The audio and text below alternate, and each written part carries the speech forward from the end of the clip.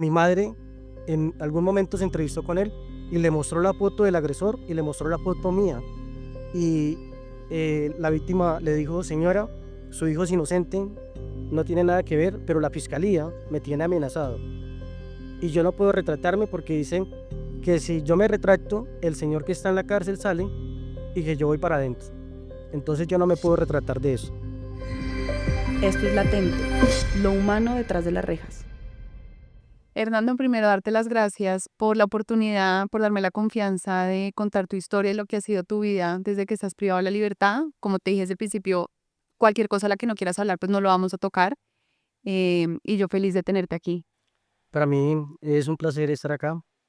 Llevo prácticamente 8 años privado de la libertad, tratando de decirle a muchos medios de comunicación que soy inocente, que no tengo nada que ver en mi caso, en este caso. Y esta oportunidad me llega y la verdad eh, dije que sí, no lo pensé dos veces. Hablemos primero de ti. Cuéntame cómo te llamas, cuántos años tienes, dónde naciste y cuéntame dónde estamos en este momento. Bueno, mi nombre es Hernando Pachón, yo soy de Girardot, Cundinamarca, y trabajé en la policía durante 17 años. De hecho, tengo asignación de retiro por parte de la institución. En parte, nunca me abandonó, siempre creyeron en mi inocencia. Y soy casado con Sandra Milena, una mujer que durante todo este tiempo me ha seguido a las estaciones donde he estado recluido, Bellavista, aquí en este lugar. Y la verdad agradecido con Dios, primeramente, por haberme dado la oportunidad de poderla conocer a ella. Tenemos una relación desde niños, desde colegio, y ella ha sido el motor. ¿Dónde estamos en este momento? Estamos en el Centro Carcelario y Penitenciario de Alta y Mediana Seguridad La Paz, en Itagüí. ¿Y tú tienes cuántos años? Tengo 44 años. Cuéntame un poquito de tu niñez. Me dijiste que naciste en Girardot. Nací en Girardot, Cundinamarca, amante del fútbol, hincha de Millonarios a morir. Eh, Crecí trabajando porque mi familia pues no tenía mucho dinero, me tocaba apoyarlos. Vengo de una familia muy humilde, pero muy trabajadora, donde siempre me inculcaron el respeto y siempre me dijeron que lo ajeno no se debía coger y que a todas las personas se debe respetar. Y que la persona cuando pierde la humildad lo ha perdido absolutamente todo. Mis padres siempre me dieron buen ejemplo y ese ejemplo siempre lo mantuve dentro de la institución. Creo que fui un policía íntegro y que estoy aquí por un error de la justicia, más no por un error que yo haya cometido. Antes de que hablemos de lo que pasó con tu caso, ¿tú estudiaste algo? ¿Fuiste al colegio? Yo fui profesor de inglés en la policía, soy abogado, por haber sido policía soy técnico profesional en servicio de policía, hablo italiano y ahorita voy a empezar una carrera que se llama Ciencias Políticas. Ah, lo máximo. Me encanta. Me dijiste que conociste a tu esposa desde chiquitos. ¿Cómo es esa historia de amor? Desde el colegio, ella era la mejor amiga de mi hermana y ella me lleva algunos años, 3, 4 años, aunque se ve mucho más joven. Este trasegar por acá ha sido duro y pues nunca la vi a ella como una novia, pero ella sí me miraba a mí con esos ojos y pues poco a poco fue creciendo el amor y desde niño, desde el colegio, desde que presté servicio, desde que hice curso en la policía, siempre ha estado ahí. Cuando me gradué como policía en la escuela del Sumapaz en Fusagasugá, el destino mío fue Medellín. Estuve en el SMAT durante 6 años. De ahí ella vino de Bogotá hacia Medellín. Nos casamos, hace aproximadamente 22 años nos casamos y ha sido un amor que ha perdurado. Ella ha sido muy íntegra, me ha acompañado, al igual que mi madre. Mi madre para mí en este proceso ha sido mi abogada, mi investigadora, mi acompañante. Ellas dos y muchos familiares, pero ellas dos han sido mi sustento acá. ¿Tienes hijos? Tengo 2 hijos, uno está estudiando un área de la medicina y el otro escogió también la carrera de su papá, que era derecho. En algún momento quisieron ser oficiales de la policía, pero viendo todo este problema, prefirieron hacerse a un lado. Hoy en día les falta año y medio a cada uno para graduarse y vivo orgulloso de ellos, vivo orgulloso y sé que ellos se levantaron con buenos principios y buenos valores. Sí, una buena educación. ¿Y tu papá? Porque me hablaste de tu mamá, pero ¿y tu papá? Bueno, mi papá es un varón que ha estado pendiente de mí, también ha venido, siempre me enseñó a trabajar desde muy niño, entonces vivo muy agradecido con él, siempre rescato lo bueno de él y hay algo que siempre me ha enseñado mi padre y es la humildad. Y él siempre ha recalcado que la persona que pierde la humildad lo ha perdido todo. Y yo lo comparo con nuestro Señor Jesucristo. Dios hecho hombre fue humilde porque nosotros no lo podemos hacer. Entonces, lo que más rescato de mi padre es esas buenas enseñanzas y que me enseñó a trabajar. Cuéntame ahora sí un poco del tema de cómo te convertiste policía. Me dijiste que estuviste 6 años en el SMAT. Quisiera saber cómo fue eso, esa experiencia para ti.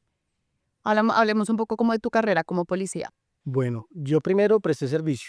Ok, Nos hicieron el llamado en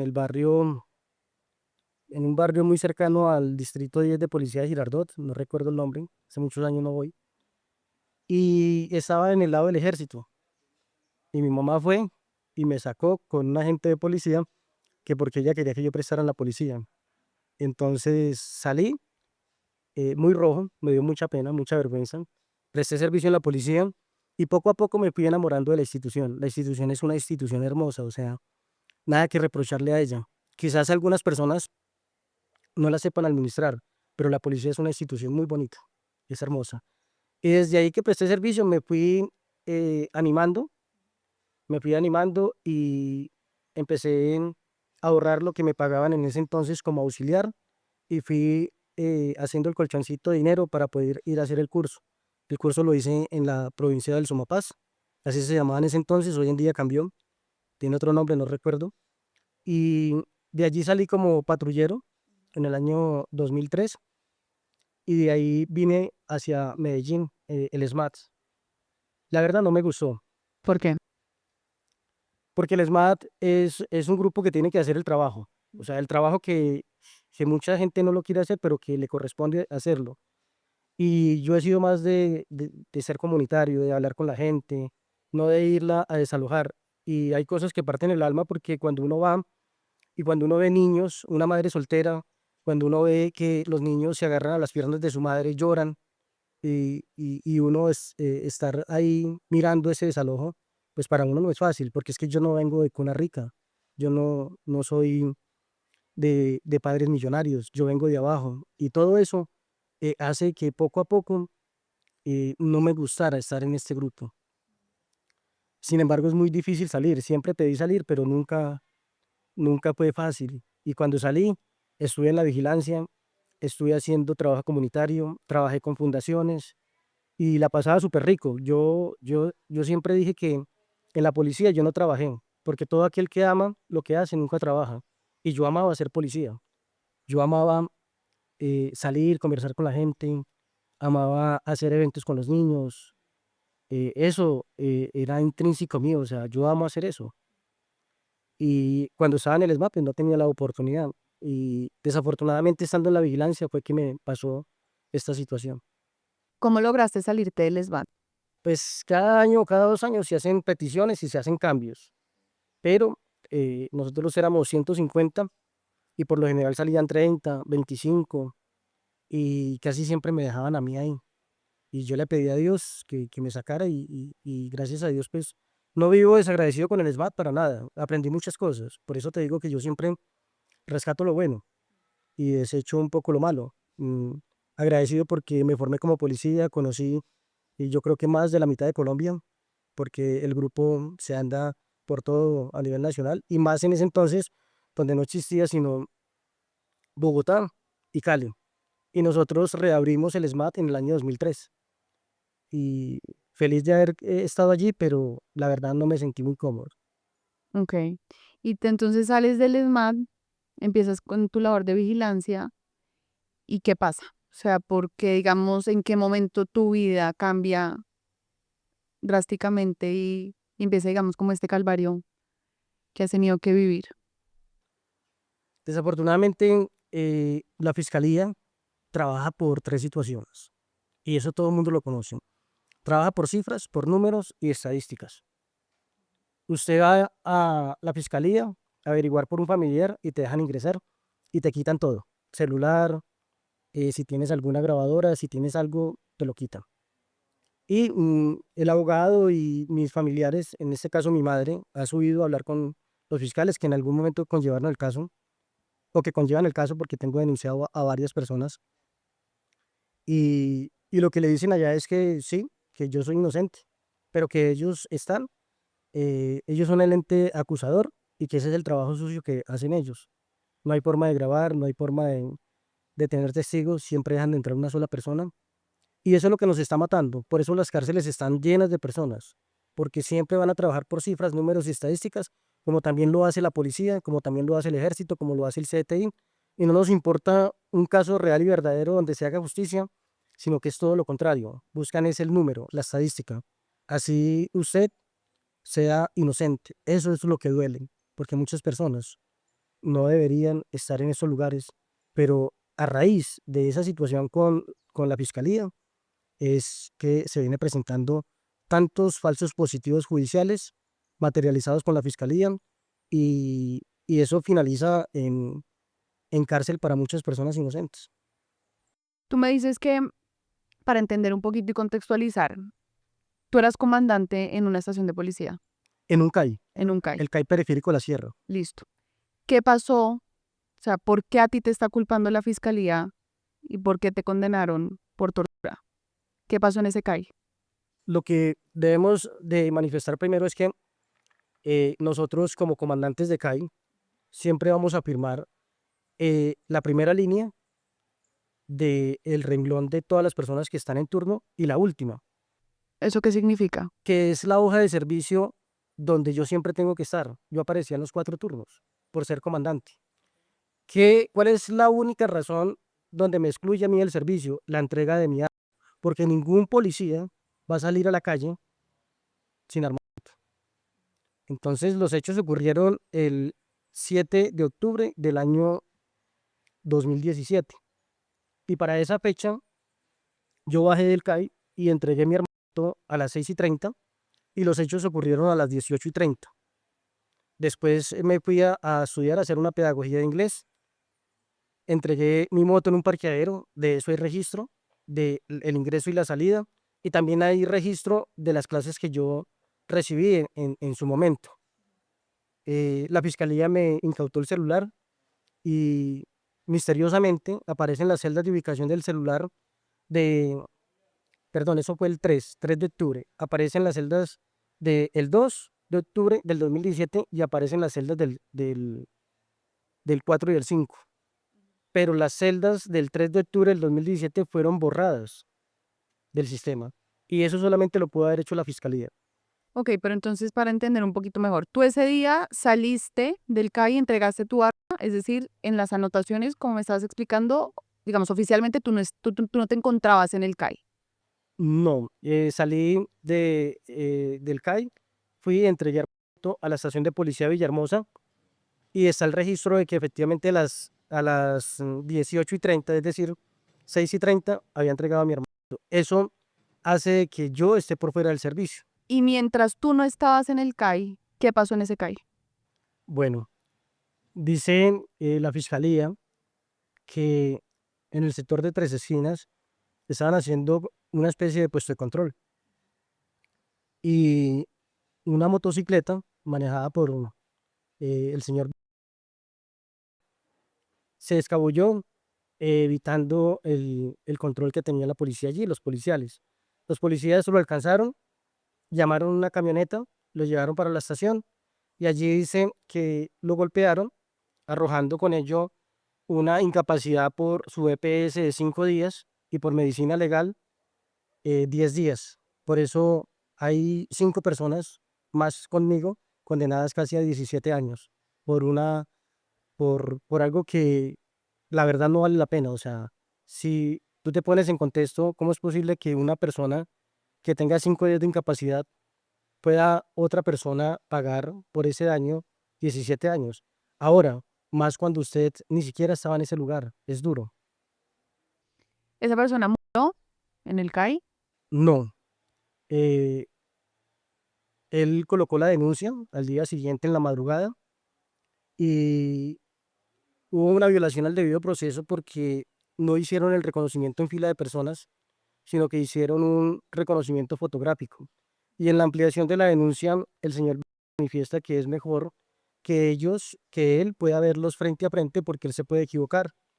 Y lo que le dijo la fiscalía es que no, que se iba a hacer el registro fotográfico. Y efectivamente se equivocó. Yo mido 1,62 y las características que dice la víctima es que el señor que lo golpeó, el policial, mide 1,85, que es mucho más alto que él, y que, que él mide más o menos 1,67 y que yo soy mucho más alto que él y en contexto pues yo voy a ser más bajito que él 5 centímetros. Eh, Él se equivocó, se lo manifestó a mi familia y, y la fiscalía, en cabeza del doctor, no recuerdo el nombre ahorita, le dijo a la víctima que si él se retractaba, porque él ya sabía que yo no había estado. Y de hecho en el proceso disciplinario que conllevó la policía, de la cual salí exonerado, el muchacho manifiesta de que la persona que lo golpeó se encuentra libre y está trabajando y está uniformado. Y reconocen como aquel agresor, porque él dice que la persona que lo agredió con un machete tipo peinilla, ocasionándole algunas heridas en la espalda. O sea, el policía que le pegó en el En CAI. estos momentos el policía salió de acá, no sabemos dónde está, y yo estoy respondiendo por un daño que él cometió, dicho por la víctima. Porque mi madre en algún momento se entrevistó con él y le mostró la foto del agresor y le mostró la foto mía. Y la víctima le dijo, señora, su hijo es inocente, no tiene nada que ver, pero la fiscalía me tiene amenazado. Y yo no puedo retratarme porque dicen que si yo me retracto, el señor que está en la cárcel sale y que yo voy para adentro. Entonces yo no me puedo retratar de eso. ¿Cómo te enteras tú? Porque entonces pasa todo esto, digamos, de la agresión contra esta persona en el CAI, pero tú no estabas ahí presente. ¿Cómo te enteras tú de lo que sucedió y de que efectivamente este señor al otro día interpuso una denuncia y, digamos, de todos los hechos que tuvieron lugar en tu ausencia? Me vine a enterar a los pocos días. ¿Cómo te enteraste? Yo en esos días, los mismos compañeros comentaban de que había habido una agresión de parte de unos policías a algún ciudadano, pero no pensé que esto trascendiera tanto.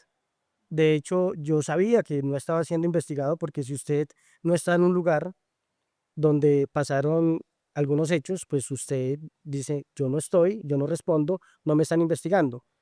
Pedí los videos del lugar donde ingresé la motocicleta y del centro educativo y me dicen que esos videos se borran cada 45 días para evitar el almacenamiento. Entonces, donde la fiscalía me hubiese llamado a mí, yo hubiese extraído todo esto, pero la fiscalía lo único que ha hecho es acusarme sabiendo que soy inocente, porque la misma fiscalía reconoce, pero no reconoce a carta abierta, sino le ha dicho a mis familiares, sí, él es inocente, pero nosotros ya hicimos esto y tenemos que seguir. Entonces, para nosotros ha sido muy duro, no ha sido fácil. Así sea un día de cárcel que yo pague, es injusto, porque yo soy inocente. Hernando, pero entonces tengo una pregunta. Cuando arranca, digamos, todo el proceso judicial, se fueron, me imagino, a juicio.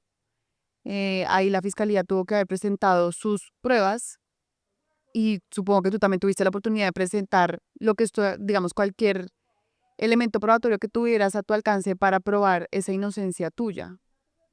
No fuiste, digamos, no pudiste presentar esos videos que me dices donde se era evidente que tú estabas entregando la moto en ese momento, algún registro de que en ese momento tú ya habías entregado tu arma, entonces no podías estar físicamente presente en el CAI. Lo que tú me dices y es, la fiscalía muchas veces se pronunció con tu familia a decir, él es inocente, pero entonces, ¿cómo fue a probarle al juez en ese momento que no eras inocente y por eso te terminan condenando? Mejor dicho, la pregunta es, ¿cómo hizo la fiscalía durante todo el juicio para probar tu culpabilidad? ¿Y cómo hiciste tú para intentar defenderte? Se hizo bajo hierros, se hizo bajo errores.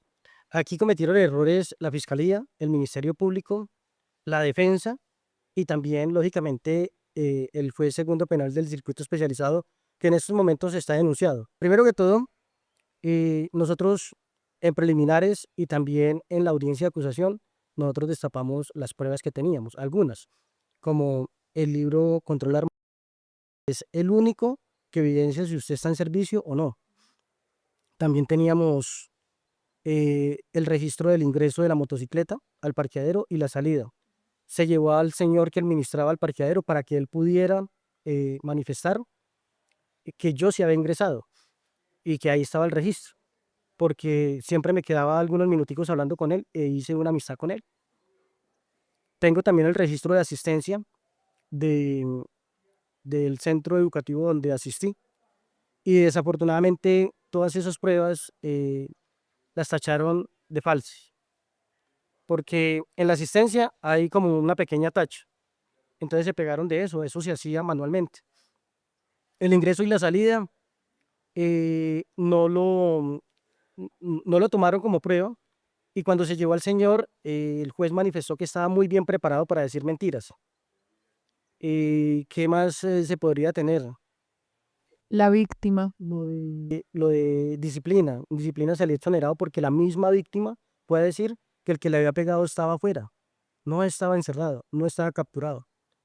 Y la víctima se equivoca en un sinnúmero de cosas. Cada vez que hace una entrevista en Procuraduría, en, en la denuncia, en la ampliación de denuncia, en el juicio oral, en el interrogatorio y contrainterrogatorio, comete muchos errores. Y todos estos errores no son materializados en buena manera por el juez, sino que lo único que dicen es que él estaba asustado y que él se pudo haber equivocado. Ninguna persona se equivoca. Yo podría decir que usted mide entre 1,50, 1,60 aproximadamente. Y si viene Michael Jordan, yo puedo decir que mide más de 2 metros. Y si viene un enano que mide 1 metro, pues yo puedo decir que mide entre 1 y 1,20. Nadie se equivoca, por más asustado que esté, nadie se va a equivocar de la estatura de un ser humano. Y él se equivocó. Y él lo ratificó en disciplina, en control interno disciplinario de la policía. Y en un sinnúmero de veces se equivoca y dice cosas que tienen muchas discrepancias. Desafortunadamente, el Ministerio Público también se equivoca. El señor, no recuerdo el nombre, él le manifestó a mi familia que él tenía media hoja y que con esa media hoja iba a hacer condenar a todos los policiales. Esto tuvo también un tinte político. La administración en ese entonces también hizo mella para que nosotros fuéramos condenados. Así fuéramos inocentes o culpables, que fuéramos condenados. Entonces, yo no me creo el cuento que existe la división de poderes, porque desafortunadamente en Colombia sí la hay, pero a la luz de la verdad no le dan aplicabilidad. Eh, el poder legislativo se encuentra con el poder judicial y el poder judicial se encuentra también con... hay mucho tráfico de influencias en estas cosas, entonces esos poderes no están divididos como se lo hacen enseñar a uno en la universidad. Hay muchas cosas que uno no comprende y el reconocimiento fotográfico también está viciado, tiene unas marcas donde nosotros estamos. Eso fue evidenciado en juicio. Una, una doctora que creo que se llama, evidenció eso, la jueza, y manifestó que iba a compulsar copias porque eso se hacía dentro de la audiencia de ella y que efectivamente sí se podría evidenciar que la víctima fue inducida a que señalara a esas personas. Y de hecho, el señor cuando estaba vivo le La manifestó víctima. a mi familia que él le habían señalado las fotos. Ese reconocimiento estaba viciado. De hecho, en estos momentos la fiscalía no ha dado respuesta si el perito que hizo el reconocimiento fotográfico verdaderamente es un fotógrafo forense. Y, y de ahí parte de gran manera el error también de mi defensa, donde la prueba de armamento no fue llevada a juicio como tal. Fue descubierta desde la acusación y preparatoria, pero a juicio no fue llevada. Y también en pleno juicio, el abogado mío fue y le llevó la hoja de reconocimiento, el documento de reconocimiento, y le dijo que cuál era su proahijado. Y él lo señaló, era lógico que lo iba a señalar, ya estaba marcado, ya estaba envenenado por la fiscalía, y me señaló. Y de ahí se pegó el juez y de ahí se pegó también la fiscalía y el procurador para manifestar que yo había sido el culpable. En Colombia debe haber un cambio en la administración de justicia. Lo primordial es dejar de trabajar por lo que son las cifras, los números y las estadísticas. Pueden haber reformas laborales que ayuden a la descongestión en lo que tiene que ver el trabajo para que las personas salgan. Pueden haber reformas a la justicia y pueden haber un sinnúmero de enmiendas, pero si verdaderamente no nos enfocamos en lo que es el problema no es más que la fiscalía, porque el fiscal local o seccional quiere ser especializado, el especializado quiere ser un fiscal que litigue ante el Tribunal Superior del Distrito Judicial de cualquier ciudad o departamento, y el que está ahí quiere litigar ante la Corte, por el sueldo, por el reconocimiento, por la fama, por muchas cosas. ¿Cómo lo hacen? Con falsos positivos judiciales. No estoy diciendo que todos, pero en su gran mayoría. Acá hay muchas personas que están pagando cárcel siendo inocentes, como el caso mío. Hernando, tú en un momento ahorita me dijiste que la víctima murió. O sea, hoy en día él ya no vive. Sí. Desafortunadamente, a nosotros nos imponen la medida intramural el 9 de marzo del año 2018. 7 años después, a esa misma fecha y casi que a la misma hora, él muere en un accidente. Eso es lo que tenemos entendido. Y pues usted me pregunta que cómo me siento y lógicamente pues yo no voy a estar feliz de que una persona pierda la vida, pero en parte me siento tranquilo y te voy a explicar el por qué. Porque él vive en una zona muy pesada, que es la sierra. Él manifiesta de que era consumidor de sustancias y era algo problemático porque a uno, pues yo trabajé allí algún tiempo, algunos años, y a uno le comentan cómo era el proceder del muchacho. Entonces yo lo que siempre le pedía a Dios era que él lo mantuviera con vida y que nadie me le fuera a quitar la vida a él. Porque si a él le hubiesen quitado la vida, inmediatamente me van a echar la culpa a mí. Entonces, para mí no es de alegría que él haya muerto, para nada, pero sí es un descanso, porque nadie va a poder decir, él lo cometió estando en la cárcel o mandó a hacerlo. Sí, que tuviste algo que ver. Uno mirando cómo actúa la fiscalía, inclusive la policía judicial, pues para mí es un descanso, que él pues haya pasado esto. No estoy contento con eso ni nada por el estilo, pero sí es un descanso, porque él no murió violentamente. ¿Cuántos policías estaban juzgando, digamos, por este tema? ¿Eras tú y cuántas otras más? Bueno, este caso es álgido y es único en Colombia. Nosotros somos 6 y los 6 estamos condenados, pero hay otros que a, se fueron investigados por la justicia penal militar y la fiscalía le envió todo el acervo probatorio para que los investigaran en la penal militar.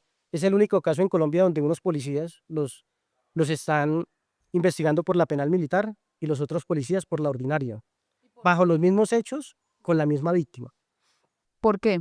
Porque unos sí, digamos, fueron juzgados por la justicia penal militar y tú y los otros 6 que estaban contigo por... Yo ya he interpuesto acciones de tutela y lo que dice la penal militar es que efectivamente sí hubo una víctima y sí hubo unos hechos, pero que yo no estaba siendo investigado allí, entonces que yo no soy sujeto procesal de esa situación. Y queda uno consternado porque, o sea, en Colombia nadie puede ser juzgado por dos jurisdicciones, o es bien por una o es bien por la otra, pero es que mire que estamos hablando de que hubo unos investigados por acá y los otros por acá, pero bajo los mismos hechos y con la misma víctima. Es algo que genera un poco de inconformismo, de rabia, porque no es justo que nos esté pasando todo esto.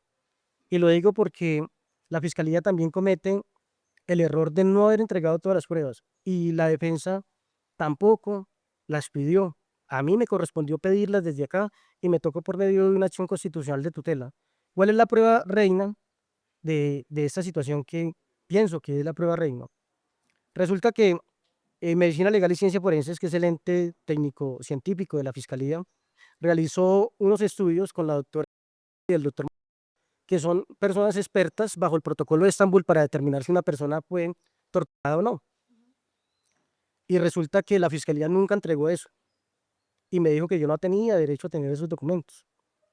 Cuando, por medio de una acción constitucional de tutela, el Tribunal Superior del Distrito Judicial de Medellín me da la razón y le da 48 horas a la Fiscalía Cuarta Especializada que me entregue esos documentos y también a Medicina Legal, me doy cuenta que todo lo que leí no está basado en una tortura.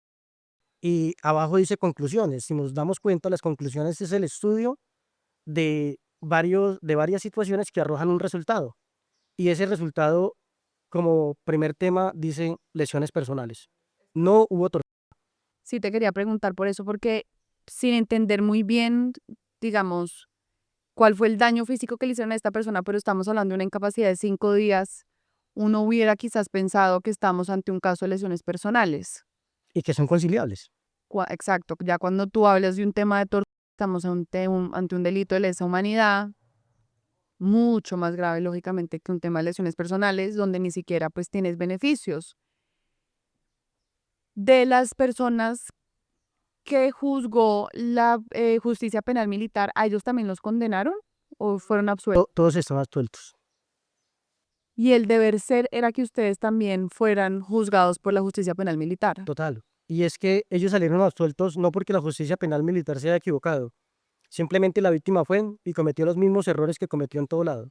Dijo discrepancias, dijo cosas que no eran y ellos, obrando en derecho, les dieron cierre al proceso y creo que no hubo ni juicio ni nada de eso, sino que en una etapa anterior Como que lo archivaron. lo archivaron.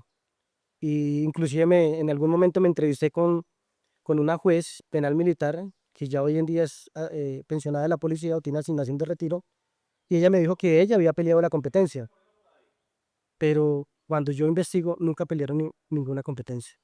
Se amangabló también en ese sentido la penal militar y la fiscalía, porque si yo soy fiscalía, ¿cómo va a venir usted penal militar a pedirme las pruebas para investigar otros policías por el mismo caso y con la misma víctima? Esto no tiene ninguna clase de sentido. Finalmente, entonces, ¿a ti te condenan por cuál delito y por cuánto tiempo? A mí me condenan por tortura agravada, por la condición de ser funcionario público y privación ilegal de la libertad. Soy condenado a 16 años y medio y son cosas muy irónicas y vuelvo y reitero, valga la redundancia, da mucha piedra, digámoslo así, porque es que eh, este delito no tiene ninguna clase de beneficio. O sea que a mí me corresponde pagar esto completamente todo y voy a completar la mitad de la condena física. Y de redención de pena llevo 8 meses. La gente que está afuera dice, pero es que les van a dar mucho tiempo de rebaja, pero no entienden nada de esto. Yo llevo 8 años y ya debería llevar más o menos 12 y estaría en vísperas, así no me diera ningún beneficio o subrogado penal como la condicional, la domiciliaria, un permiso administrativo de 72, estuviera prácticamente a 2 años de irme, pero a mí me toca pagar muchos años más.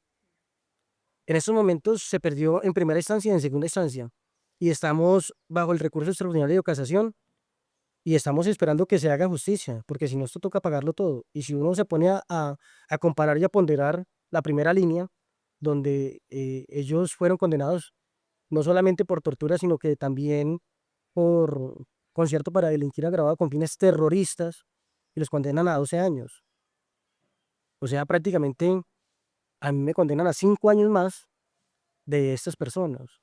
Y, y no es justo, o sea, no es justo ni siquiera que yo esté un día en la cárcel, ni medio día, porque cuando usted es inocente y cuando usted no tiene nada que ver, es muy doloroso. Ahora, la figura jurídica de la presunción de inocencia es la figura jurídica más absurda, más mentirosa que existe, porque es que eso está en la Convención Interamericana para la Protección de Derechos Humanos y lo recoge la misma Constitución, porque esta ley hace parte del bloque de constitucionalidad. Y si bien la Constitución es de mínimos, porque es una mínima parte de lo que explica cómo debe funcionar un Estado, se remite a otras leyes para que ellos la amplíen. En la 906, en su artículo 7, nos dice que que toda persona se presume inocente si la condena no ha quedado legalmente ejecutoriada ni en firme. Y hay algo que aquí nos atañe y es que dice que y debe ser tratada como tal. Y yo le digo algo, yo prefiero que la justicia a mí me considere culpable, pero que me deje afuera, pero no que me considere inocente y me tenga acá adentro. Entonces es una figura que, la verdad, deberían quitarla, porque es que siempre que uno reclama eso, siempre le contestan jurídicamente, pero con muchos vacíos. Porque si usted se presume inocente y debe ser tratado como tal, usted no debería estar en una cárcel. Usted no debería estar en una cárcel. Desafortunadamente, el juez reconoce su error, pero no lo reconoce jurídicamente, sino cuando van mis familiares. Él sabe que se equivocó y, y ahorita pues con la víctima ya no está, porque en algún momento yo tenía la esperanza de que él se retractara. Y si a mí me viene la fiscalía y me dicen, mire, nos equivocamos, fírmeme aquí y, y no demando, yo lo haría. Porque es que todas las personas que están afuera piensan que el privado de la libertad que dura 10 años le van a pagar 10 años y solamente le van a pagar 18 meses y solamente le pagan 100 salarios mínimos, a no ser de que sean 300 salarios por causas inhumanas. Entonces, de pronto que usted estuvo en reclusión en forma no muy, en condiciones infrahumanas, en unas condiciones no muy buenas, entonces usted lo máximo que puede tener son 300 salarios mínimos. ¿Y cuánto he perdido? He perdido casi 3 grados en la institución.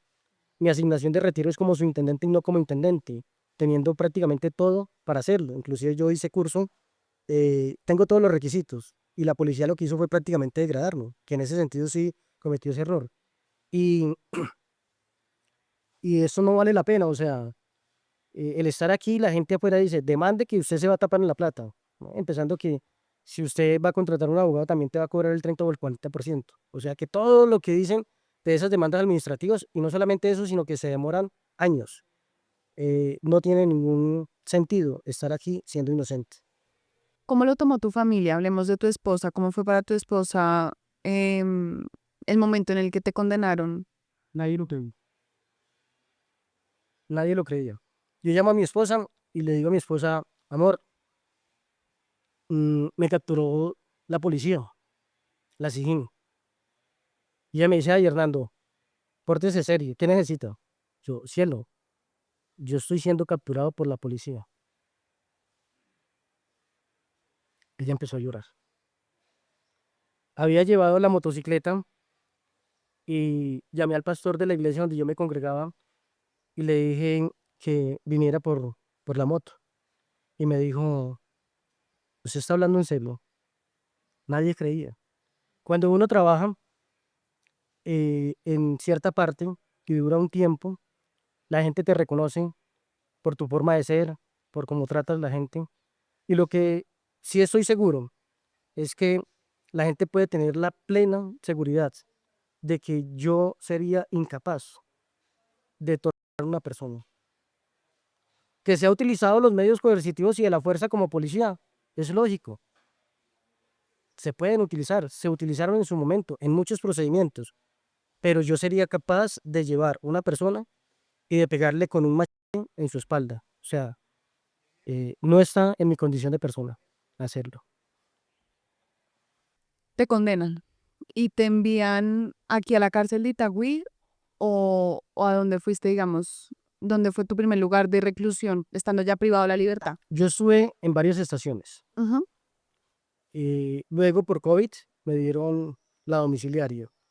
Después de esos 7 meses de domiciliaria me llevaron para Bellavista, que fue algo arbitrario, porque en Bellavista no hay patio o pabellón de funcionarios públicos y allí estuve con muchas personas que de hecho yo había capturado en mi momento. O sea, fue una vulneración de derechos tremenda. Gracias a Dios y a la forma de ser de uno y de mis compañeros, hicimos amigos allá y estuvimos un poco tranquilos. Posterior a ello, pasados 4 o 5 meses, nos trajen hacia acá, hacia el pabellón cuarto, que es de funcionarios públicos, y es un cambio del cielo a la tierra, total. Aunque cuando yo llegué, llegué un poco chocante. Y le voy a decir por qué, porque es que uno no acepta, sino a través del tiempo, la condición en que está.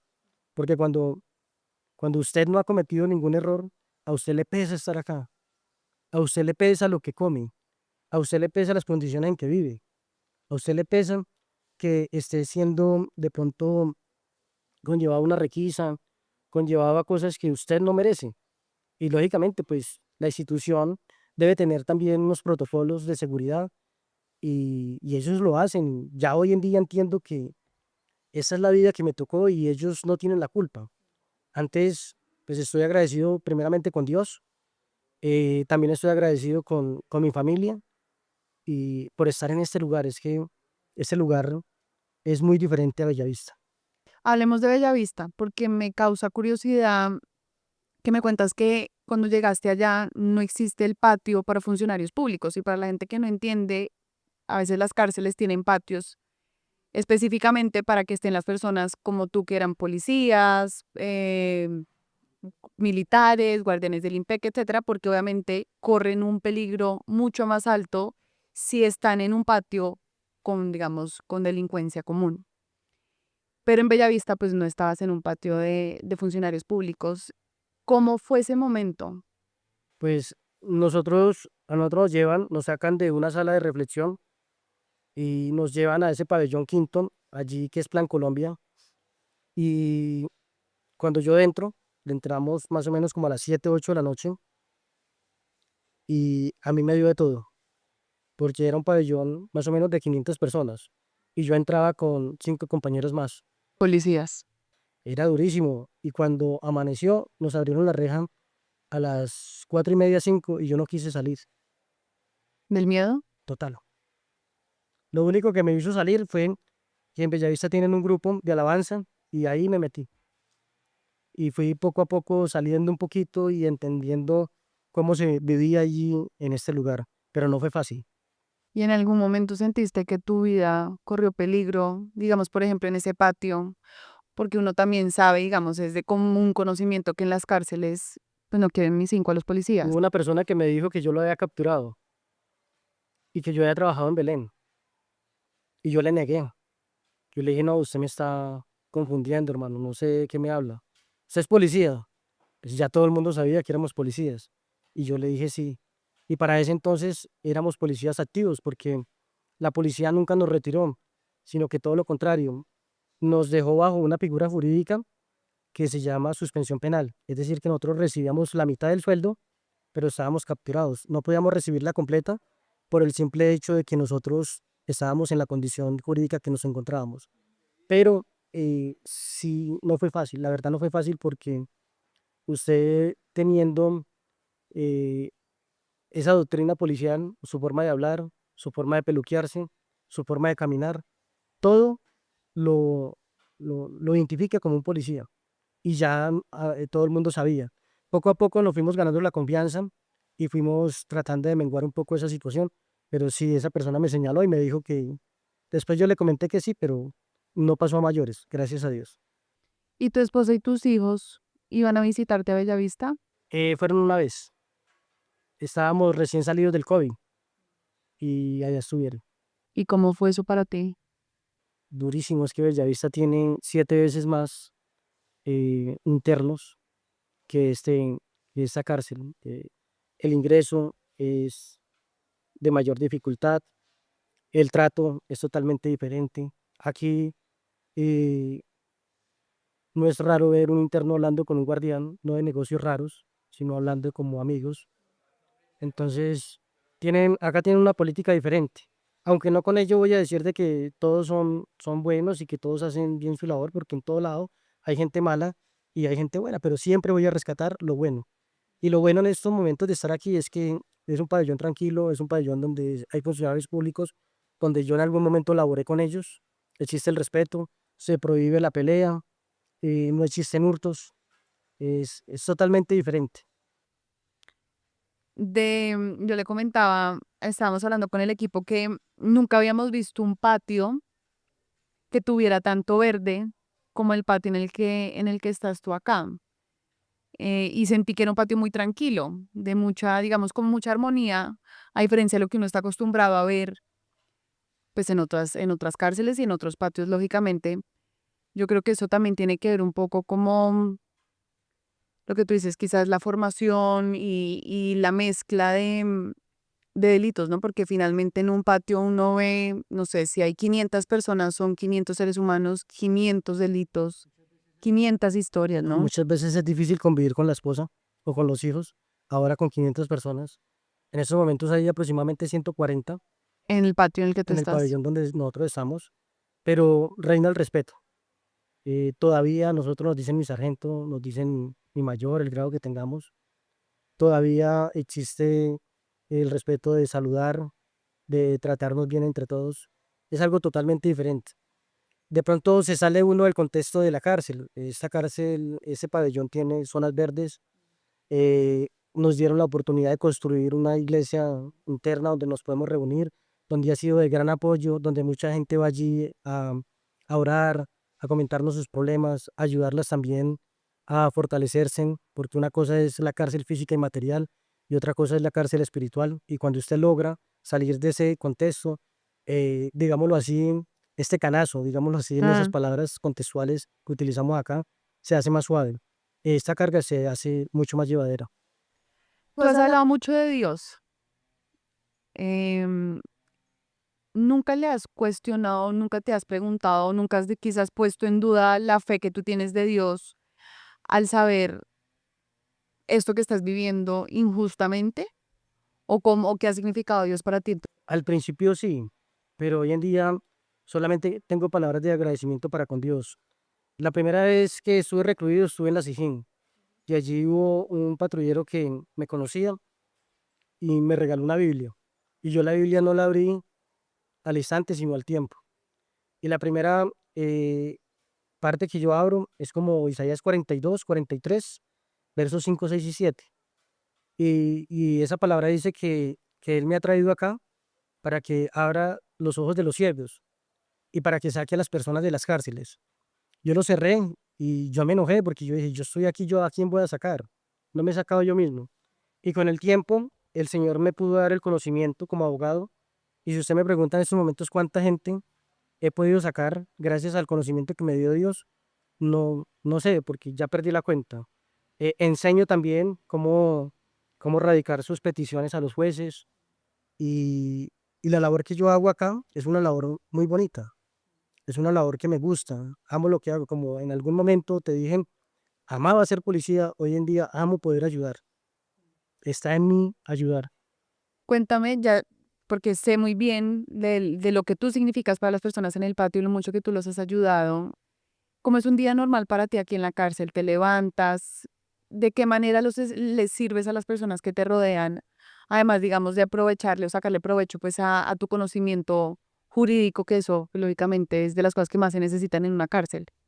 Nosotros nos levantamos a las 6, pasamos a un conteo, porque siempre se debe realizar el conteo, y de ahí hacemos un culto o un devocional que no demora sino media hora o 40 minutos. Allí llegan varias personas, yo creería que el 10 o el 20% del pabellón está llegando allí. Y luego de ello, entonces tomamos el desayuno. Algunas personas salen a su rebaja y yo siempre me quedo, o bien sea leyendo la palabra, aprendiendo de ella, o bien sea leyendo los libros de derecho que tengo, aprendiendo cada día más para poder ayudar. ¿Tu familia sí ha venido más veces a visitarte aquí? Porque me dice que en Bellavista solamente habían ido una vez también por temas de COVID, pero aquí a Itagüí.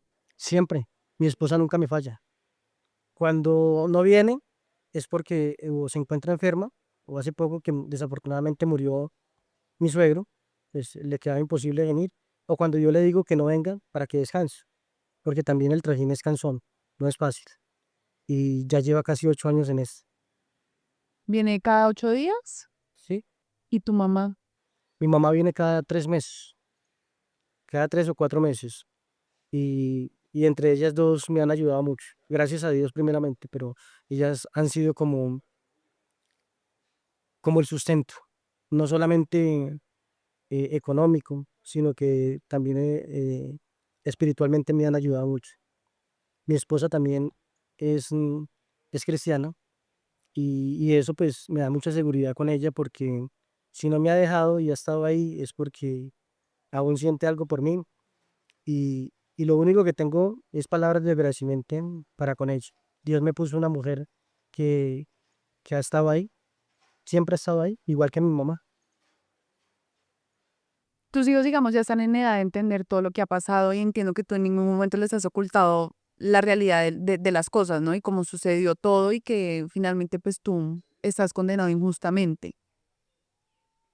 ¿Qué ejemplo te gustaría darle a tus hijos o digamos, cuál es la enseñanza que tú tratas de transmitirle a ellos con todo lo que estás viviendo y sabiendo que quizás existe el riesgo de que la Corte Suprema de Justicia, digamos que confirme tu condena y como hablábamos hace poquito, pues te queden otros 8 años más aquí privado de la libertad. Yo a ellos los tengo mentalizados a que y esto es injusto, pero que no nos podemos salir de esto, que es la voluntad de Dios. Puede ser que la corte evalúe todo y pueda permitir de que yo salga de este lugar. Pero siempre les he dicho a ellos que estando en cualquier lugar uno tiene que dar buen ejemplo y que la palabra ayuda mucho, pero el ejemplo arrastra. Y yo cuando fui policía les di muy buen ejemplo a ellos y estando en este lugar también se los doy. Y les digo, si ustedes van a hacer algo, háganlo como si fuera para Dios. Es decir, como decimos en el centro del país, póngale alma, vida, corazón y sombrero a las cosas para que te salgan bien, para que las demás personas vean en ti un ejemplo y puedan seguirte. Y ese ejemplo también ayude a cambiar a otras personas más. Yo, el que está estudiando derecho, y le digo, el abogado puede hacer el malo o puede ser el bueno. Puede causar un daño irremediable o puede causar una gran alegría, cualquiera que sea la naturaleza del derecho en la cual te vayas a especializar. Pero lo que vaya a hacer, hágalo con amor. Siempre les he dicho a ellos que lo que hagan, lo hagan siempre para hacer el bien y háganlo de la mejor manera. Si no te hubiera pasado, digamos, esta situación, ¿qué sueño te hubiera gustado cumplir? Ujú. Yo siempre he soñado con hacer trabajo social. Me encanta. Y de hecho estaba haciendo una maestría en Derechos Humanos y Derecho Internacional Humanitario en la Universidad de Medellín. Y mi propósito era ayudar, de pronto, como ayudaba con las fundaciones, hacía eventos con los niños, yo amo a los niños, me encanta trabajar con ellos y, y de pronto tener una fundación para ayudar a los niños que más lo necesitan. Hoy en día, viendo toda esta situación, a mí me gustaría tener una fundación para ayudar a los privados de la libertad, pero ayudarlos de corazón, porque yo estoy acá, porque yo sé que hay muchas fundaciones, corporaciones, que quizás lo hagan por negocio, porque uno sabe y uno conoce, pero hay otras que dan buen ejemplo también, y yo quiero ser una de ellas. Quiero hacer una fundación para ayudar a los privados de la libertad y que con ello ellos se puedan sentir beneficiados y que puedan tener una luz de esperanza. De tu tiempo como policía, ¿cuál fue quizás como esa lección más grande que aprendiste?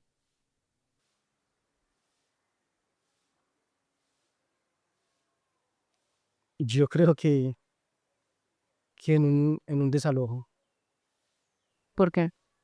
eh, porque es que nosotros nos quejamos, o sea, muchas veces las personas viven con poco, pero viven y viven a su medida, pero hay otras que no tienen nada. Hace un tiempo en Bello hicimos un desalojo y yo era gaseador, cargaba mis gases y un fly y salió una señora con sus niños gritando y diciéndome cosas. Y yo recuerdo que a nosotros nos llevaban la comida allí y ella manifestó que no tenía con qué comer, no tenía nada. El almuerzo mío yo se los di a ellas y pude sentarme con ellas y hablarles y decirles que ese era mi trabajo, pero que yo no tenía nada en contra de ellos. Y es una enseñanza de vida, porque nos quejamos por todo, nos quejamos porque no nos fue bien en algo, cuando sabemos de que los múltiples fracasos es un paso al éxito, nos quejamos porque este tiene un mejor trabajo, pero yo no lo tengo, y no agradecemos por el trabajo que tenemos. eh, Nos quejamos, hoy en día yo veo, yo estuve 7 meses en domiciliaria y esos 7 meses los aproveché como si yo me fuera a morir. Entonces, son enseñanzas de vida, pero en ese momento a mí la vida me enseñó de que tenemos que ser agradecidos con lo mucho o con lo poco que tengamos. Y ese agradecimiento debe ser con Dios, porque Él es el que nos sustenta todo. Y entonces, ¿cuál es la lección más grande que te ha dejado la cárcel? Yo considero que es como como que hoy lo tenemos todo, pero mañana podemos perderlo todo. Muchas veces cuando estaba afuera, uno decía, si está ya metido es porque cometió algo, pero no nos adentrábamos a lo sucia que es la fiscalía para hacer estos falsos positivos judiciales, los errores que cometen los jueces, eh, el tráfico de influencia que existen entre los poderes del poder público. Y cuando uno llega aquí, uno se da cuenta que hay muchas personas inocentes, que hay delitos como un policía pidió 20.000 pesos, 40.000 pesos y está aquí pagando 4 años. Y ese tiempo lo podría pagar en 3 años aproximadamente y eso le genera al Estado una pérdida de más de 100 millones de pesos. La verdad, pues, viendo todo este sistema judicial, uno, yo quisiera salir a cambiar un poquito, a poner un granito de arena para que esto cambiara. Porque es que no pueden haber más personas privadas de la libertad por falsos positivos judiciales. Esto tiene que parar. El Estado no tiene cómo pagar las indemnizaciones y te dice, te vamos a dar 100 salarios y la demanda dura 10 años. O sea, usted se pone a comparar y esto no tiene sentido. La verdad no tiene sentido porque todo lo que tiene uno que pasar acá, así te traten bien, pero el solo hecho de no poder salir con tu esposa, de salir con tus hijos, de poder hacer algo nuevo, es difícil. Yo quisiera tener un espacio, pero por la condición y por el delito que fui investigado y que fui vilmente condenado, no tengo ningún derecho. El único beneficio que yo podría tener sería que la Corte Suprema de Justicia, en su sala de casación penal, donde ya vamos para 2 años y medio, eh, estudie el caso. Porque yo conozco muchos casos donde hay injusticias, pero aquí ha habido de todo. Un fotógrafo forense que quizás no sea fotógrafo forense, un reconocimiento viciado con las fotos marcadas, un- una evaluación de medicina legal y ciencia forenses donde dicen que no es tortura, sino lesiones personales, un juez que simplemente se dejó llevar porque le dijeron que teníamos que estar condenados, un fiscal que fue exteniente o es mayor de la policía y estuvo investigado por el magnicidio del doctor. Él estaba viciado porque le tiene rabia a la policía. Él salió por la puerta de atrás. Y donde yo me ponga a comentar aquí todos los hierros que hemos tenido, no terminaría nunca. Entonces el caso de nosotros ahora, unos por la penal militar, otros por la justicia ordinaria, unos libres, los otros estando privados de la libertad. Eso es un cúmulo de errores que yo digo que en algún momento hasta el Tribunal Superior del Distrito Judicial de Medellín se equivocó. Y algo que me ha llamado la atención de todo esto es que existen 6 personas inmersas en un proceso y condenadas, pero estas personas son impares. Yo no tengo mi conductor. Aquí está el conductor del jefe de la vigilancia, pero el jefe de la vigilancia no está. Se fue a investigar a la penal militar. Estuvo investigando la penal militar. Si usted ve el conductor del capitán comandante de estación, está acá, pero el comandante de estación no está. Es como si yo te dijera, doctora, usted y yo somos patrulla y vamos a hacer un hurto. A ti te capturan, te condenan, pero a mí me dejan libre. O sea, es algo que no tiene sentido. Esto, pues no sé, yo tengo fe en Dios, primeramente, y después en la justicia. Pero si a nosotros nos llegaran a ratificar esto, sería algo totalmente injusto.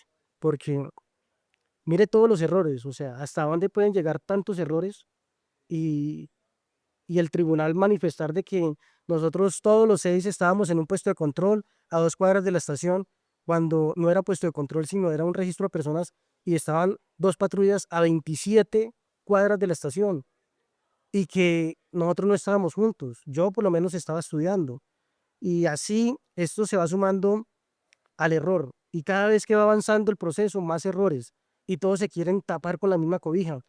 Entonces es muy difícil. Es como decir que usted pone un ternerito recién nacido amarrado a esta palma y usted le suelta 4 tigres. Es imposible. Los jueces trabajan para el Estado, la fiscalía trabaja para el Estado, medicina legal y ciencia forenses trabajan para el Estado y todo se encamina a eso. Y entonces uno dice, bueno, y la defensa que uno tiene cuando fue mala y paupérrima, pues peor, más se les ayuda. O sea que el destino de una persona en Colombia que cae en un proceso penal, si el abogado no tiene ética profesional para conllevar su caso, lo más posible es que sea condenado siendo inocente. Ninguna de las personas que fueron juzgadas al tiempo contigo aceptó los cargos porque pues el machete efectivamente, digamos, pasó porque medicina legal dictaminó que tenía una incapacidad. Nadie se hizo cargo de lo que pasó esa noche en el CAI. No, mira, lo que pasa es que hubo un error de procedimiento. El error fue, primero, haberlo llevado y no haber hecho una anotación. Es un error de procedimiento porque se debe dejar un registro. Segundo, si el muchacho fue grotesco y grosero, debió haber sido capturado. Y tercero, a él nunca debieron haberle pegado, porque es que la policía no está para pegarle a nadie. Ahora, que usted utilice los medios coercitivos y de la fuerza y una persona salió corriendo, tenía droga o tenía alguna sustancia y se cayó o me tocó meterle una zancadilla para poderlo atrapar y ahí se pegó. Yo explico todo eso. Sí, se golpeó, fue justificado la intervención, pero así como lo hicieron con el muchacho, no debieron hacerlo. Yo nunca he estado de acuerdo con eso, nunca.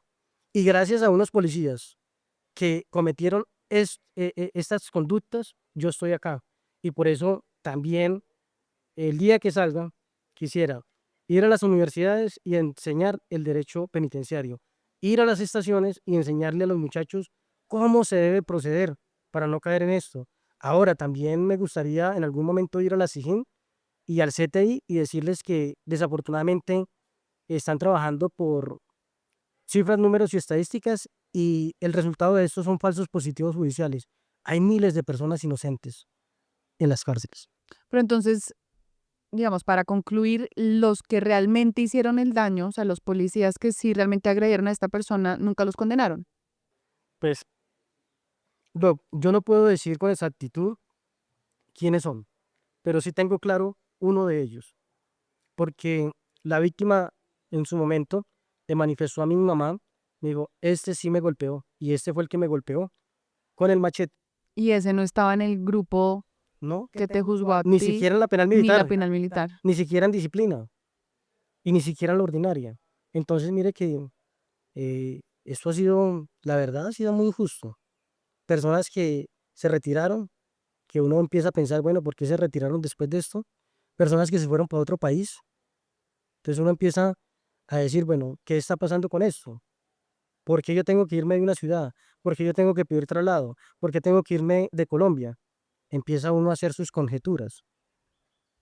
Ya para terminar, Hernando, hay una pregunta que hago siempre para cerrar la entrevista y es, si tú pudieras devolver el tiempo y hablar con ese Hernando de 10 años, que de pronto en ese momento sí se soñaba con ser policía o de pronto militar, no sé, pero una persona, digamos, un niño interior que uno siempre tiene, ¿qué le dirías a ese niño? ¿Qué consejo le darías? Que no sea parte de Dios. El principio de la sabiduría es el amor a Jehová. Y cuando nosotros estamos caminando con Dios, todas las cosas nos ayudan para bien. Si usted quiere triunfar en la vida, entréguele su corazón a Jesús. Eso es. De resto, sí, hay gente que triunfa, hay gente que no tiene a Dios en su corazón. Pero si usted se pone a mirar, son personas vacías. Pues muchas gracias, Hernando, por la oportunidad y por el espacio de oírte y compartir tu historia con nosotros. Doctora, muchas gracias a ti, a tu equipo, al penal también por darme la oportunidad y espero que lo siga haciendo con muchas personas. Algunos son culpables, pero son seres humanos. Algunos quizás estén por 2 o 3 delitos cuando los metieron de gancho ciegue. O simplemente hay personas que cometieron un error como cualquiera de nosotros puede haber cometido. Gracias. Dios le bendiga, muchas gracias. La producción de Latente es por Diego Martínez y Edwin Mejía. La edición es de Jorge García. Las redes sociales están a cargo de María Paula Santos. El equipo de apoyo incluye a Lila Arias, Mariana Cañizares, Sabina Sorio y Andrea Urrea. Los fundadores de Latente somos Valentina Díaz Moya, Nicolás Martínez y yo, Silvana Espinosa. Latente es posible gracias al apoyo de la Facultad de Derecho de la Universidad de los Andes y a la aerolínea Click. Esto es Latente, lo humano detrás de las rejas. Soy Silvana Espinosa Uribe, gracias por otro episodio.